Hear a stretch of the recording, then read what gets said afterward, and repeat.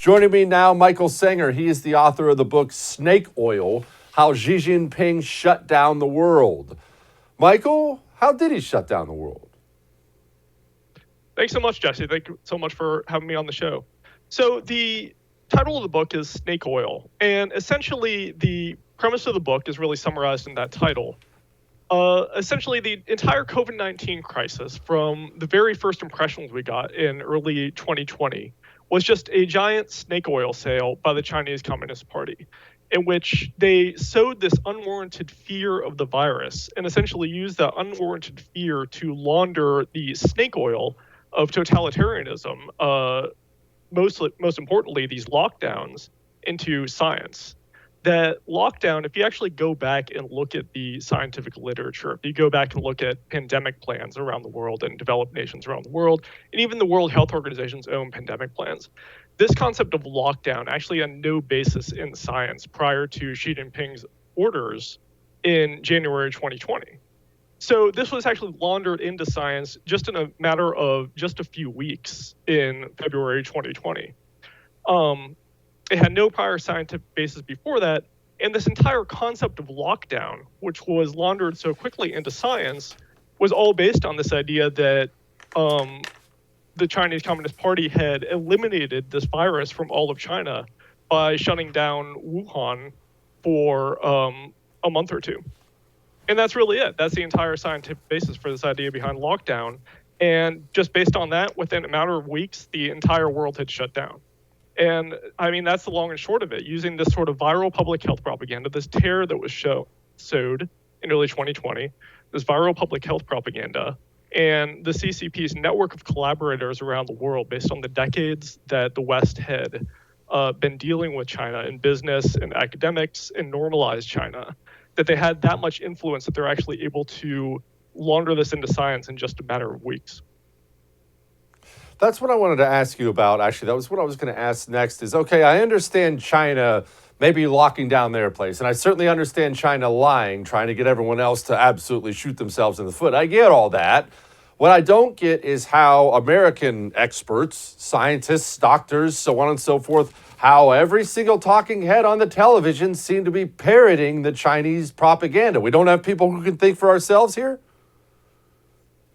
Right. I mean, that is, the worst part of this story is how in the world did the United States of America come to be this enamored with China that, our entire pandemic plan, our scientific literature, really our entire epistemology was just tossed out in just a matter of weeks to make way for this concept of lockdown that had just been ordered weeks before by Xi Jinping, who everybody knows is, arguably the world's worst dictator.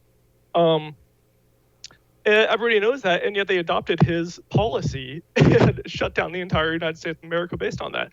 There are several explanations. First of all, it was the effectiveness of that terror propaganda. I think most people saw the fake videos of Wuhan residents just falling to their deaths in January and February of 2020. And even though they might look silly, that was very effective because it just implanted the idea even in skeptical minds. And some people bought it outright and they thought this is a super virus and, we got to do everything we can. World's never seen anything like this before.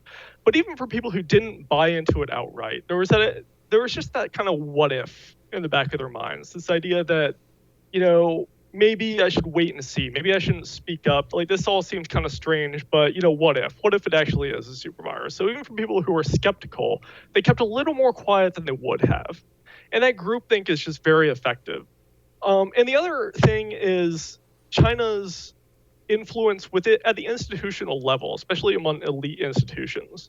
And there's a huge groupthink aspect to this. When people see these prestigious magazines and prestigious publications, prestigious universities getting behind this lie that you can just eliminate a virus from a country by shutting down one city for a couple months. That is really stupid in itself.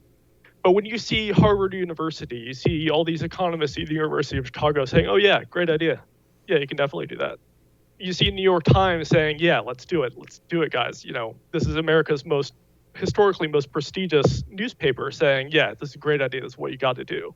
And they adopt this. All of a sudden, you have the most prestigious elite institutions in America repeating this lie. suddenly you think, okay, maybe I'm the stupid one. Maybe, you really can eliminate a virus by shutting down a city for a couple months. And maybe this really is the science. I don't see it in the, you know, literature personally, but maybe I'm missing something because these are like really prestigious people saying this. So this lie becomes Yeah. normalized, and it doesn't take very many people. And historically, this is how communist influences operated. This is how the Chinese Communist Party won the Chinese Civil War. This is how Joseph Stalin took over Eastern Europe. It only takes a very small number of collaborators, and that's when you get into the darkest part of the story. Who is a CCP collaborator, if there are any at all? Could just be pure groupthink or propaganda. But historically, these influence operations involve this very tiny number of well-placed collaborators to normalize this lie in very key institutions. I think where you might find them is obviously in the public health bureaucracy, perhaps in the biosecurity bureaucracy, getting the national intelligence community to go along with this idea that it could be a super virus. So that is perhaps the deepest and darkest part of the story, is who deliberately pushed this along within our own bureaucracy. Yeah. Michael, again, speaking with Michael Senger, I cannot wait to read this book. The book is called Snake Oil. Michael, explain to me, as much as you know, who is this man? Where did he come from? What kind of person is he? So that's actually a very important story. And the first chapters of the book are really kind of dedicated to that story. So Xi Jinping is a Chinese Communist Party princeling. He is a son of one of the revolutionary leaders who fought alongside Mao in the Chinese Civil War. Mao and his father had a falling out. And then during the Cultural Revolution is a period shortly after Mao's Great Leap Forward, the worst famine in human history, where Mao was feeling very insecure, and he began this really hardline communist campaign, at the level, I'd say, even really more communist than North Korea, if that's possible, where Mao inspired all of his fanatical followers to go across China and literally destroy all of China's ancient historical artifacts and statues, and instill Mao Zedong thought as China's dominant ideology. So he just had created this fanatical base, and anybody who was not intensely loyal to Mao Zedong was purged. That included Xi Jinping's father. So during this period, Xi Jinping had a horrible youth during this period because his father was purged.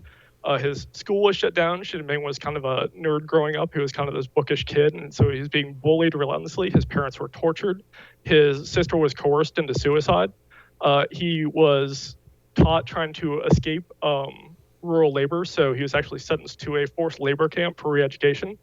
And yet, despite all this, he never lost faith in the party, and eventually decided that it wasn't Mao's fault. This is all necessary. This is part of his education, and he became intensely loyal to the party and the mission of the Chinese Communist Party. As a result, he applied 10 times to get back on good graces with the Chinese Communist Party, and since then, he was just a model Chinese Communist Party man, just intensely loyal to the original ideals of Mao Zedong. And he just, everywhere he looked, he saw corruption.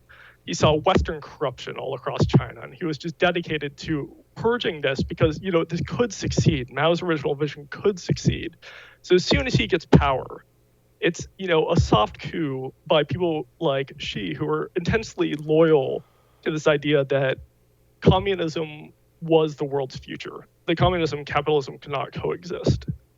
And yet he became just an absolute dictator, essentially like Mao Zedong. There's just no question. He is the most absolute ruler that China has had since Mao Zedong. Has punished millions of officials, has replaced images of Jesus Christ with images of himself in churches. Obviously, millions of minorities in concentration camps. I don't think people grasp. They think, China's pretty far away. That's a 9-hour flight away. Like, that's not going to affect us. We're talking about a country of 1.4 billion people. We're talking about a sixth of the world's population in this country that is becoming more dystopian year by year, day after day. That is going to, and not only is it, a sixth of the world's population, it is very integrated into the global economy and the global system. backsliding. And we haven't seen something like that since Nazi Germany, a country become that dystopian while being integrated into the global economy. Hey, thanks so much for watching The First on YouTube. If you liked what you saw, go ahead and like and subscribe. You heard me. Like it, subscribe. You'll get a lot more of it and a lot more of me.